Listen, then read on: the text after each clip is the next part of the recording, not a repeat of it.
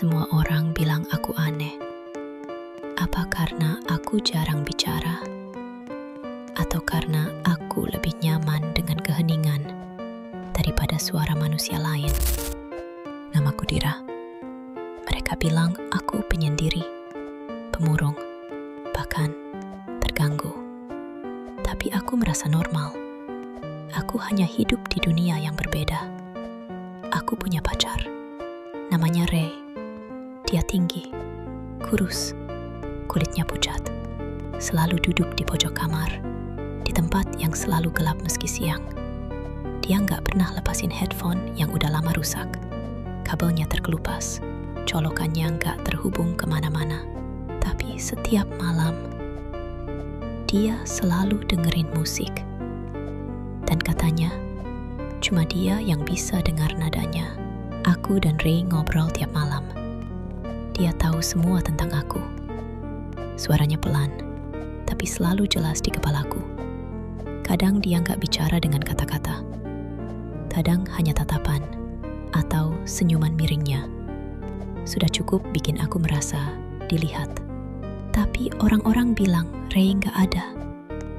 Dokter, ibu, temanku, semua bilang yang sama. Dear, kamu harus minum obatmu. Ray itu cuma halusinasi. Aku benci kata itu. Halusinasi. Mereka nggak ngerti. Ray nyata. Aku bisa lihat dia. Bisa dengar suaranya. Bisa ngerasa genggaman tangannya saat dunia mulai runtuh. Malam itu, aku berhenti minum obat. Kepalaku berat. Mataku buram. Tapi Ray datang, lebih jelas dari sebelumnya. Dia berdiri di depan tempat tidurku. Senyumnya lembut, tapi matanya gelap, kosong, dalam. Kayak lubang yang bisa narik siapa aja masuk ke dalamnya. Akhirnya, kamu milih aku, bukan mereka, bisiknya. Sejak itu, Ray gak pernah pergi.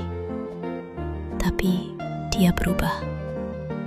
Kadang aku kebangun jam 3 pagi dan lihat dia berdiri di atas kasurku. Diam, enggak kedip. Kadang dia duduk tepat di sebelahku. Wajahnya cuma beberapa senti dari wajahku. Nafasnya dingin di pipiku. Kadang dia bilang hal-hal aneh.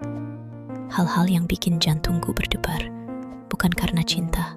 Kau tahu, mereka mau ambil kamu dari aku kan?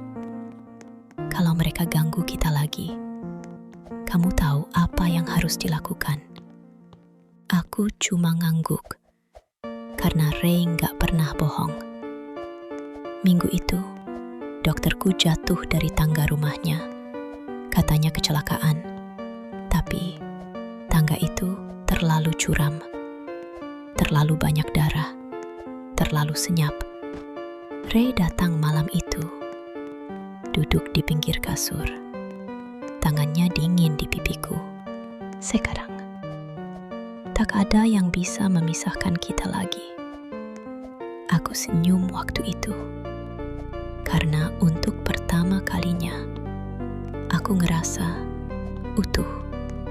Aku dan Ray hidup di dunia yang tak perlu dimengerti siapapun. Dunia yang tenang, tanpa gangguan, tanpa obat, tanpa orang-orang yang bilang aku sakit. Dan kalau besok ada yang bilang mereka lihat aku bicara sendirian di kamar, biarkan saja. Karena mereka nggak tahu. Kadang cinta sejati bukan soal nyata atau tidak. Kadang cinta sejati tinggal di kepala yang rusak dan berbisik pelan tiap malam. Kita selamanya